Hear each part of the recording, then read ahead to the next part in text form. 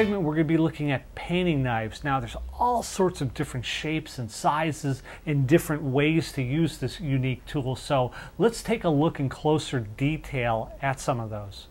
Now let's take a look at some of these palette knives up close. Now, palette knives or painting knives, they can really be used interchangeably. So they can be either called one or the other. The first one here, it's a longer one. It's about 8 inches long, and this is typically used because of its length to apply a ground to a canvas or particular support. You can see it's really long and wide, so it can really spread that ground out. So that's really good for that. Although, you know, people do paint with these as well on large canvases. So, you know, they all have multi-purposes or multi-uses depending on what you're looking for. So that's the first one. The next one is a spatula shaped tool, painting knife, and you can see it has the little step in it and just allows you to be a little bit further away from the canvas or your palette, whatever you're using it for. And this is also good for scraping. It's good for mixing paint, although I do prefer the smaller ones to do that, but it's a good general one to have in your arsenal.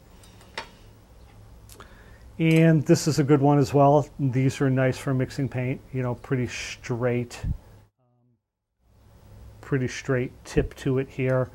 Nice for mixing paint, nice for scraping. You can also do different painting techniques with it, so that's typically a nice one to have. There's also some odder shaped ones here. This one is good for, I like to use it for corner work because you can get that edge in there, that kind of smaller edge in here. This is a straight one, but good for those sort of techniques. And the smaller ones I like for mixing paint. I like the trowel shaped ones that come to a point.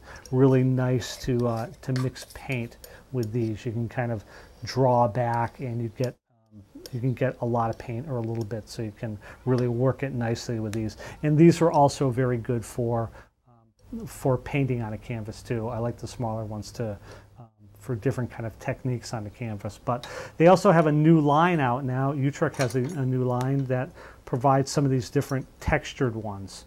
And they all have a little bit different of a shape to them. And you can see up close, this one kind of has a kind of a serrated edge to it, which is really good for different textured effects. This one here kind of has those on both sides. This one's good for a point, kind of line work, really flexible.